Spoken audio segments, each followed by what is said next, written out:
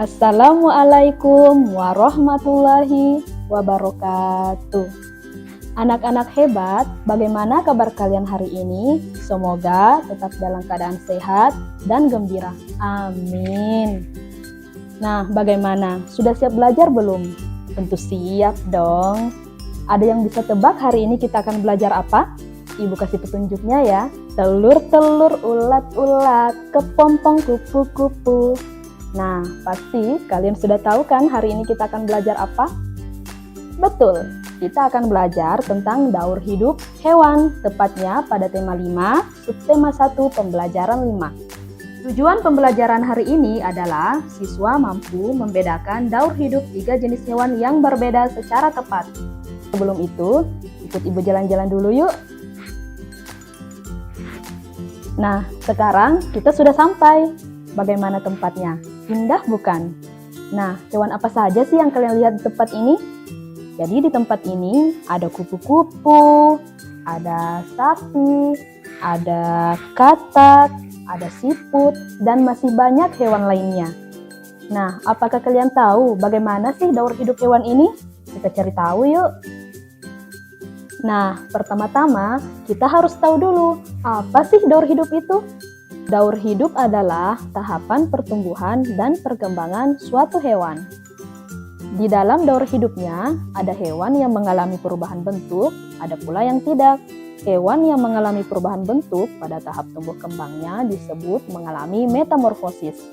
Berdasarkan perubahan bentuknya, metamorfosis dibedakan menjadi metamorfosis sempurna dan metamorfosis tidak sempurna.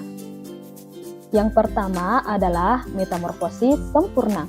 Metamorfosis sempurna terjadi ketika hewan mengalami perubahan bentuk yang sangat berbeda pada setiap tahap perkembangannya.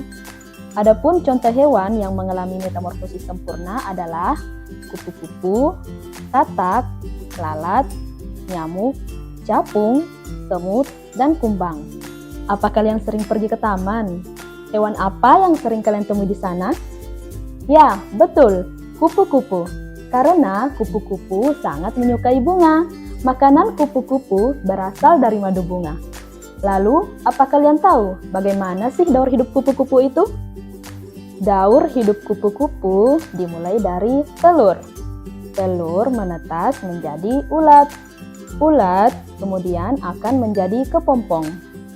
Lama-kelamaan, dari kepompong keluarlah kupu-kupu kecil. Kemudian, kupu-kupu kecil itu lama-kelamaan akan menjadi kupu-kupu dewasa.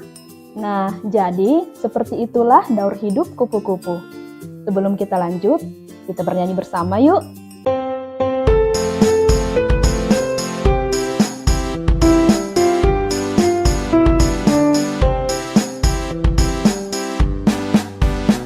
Kupu-kupu bertelur, telur menjadi ulat, ulat jadi kepompong, kepompong jadi kupu-kupu. Lalu dia terbang bebas dengan sayapnya yang indah, hingga di bunga-bunga menghisap madu bunga.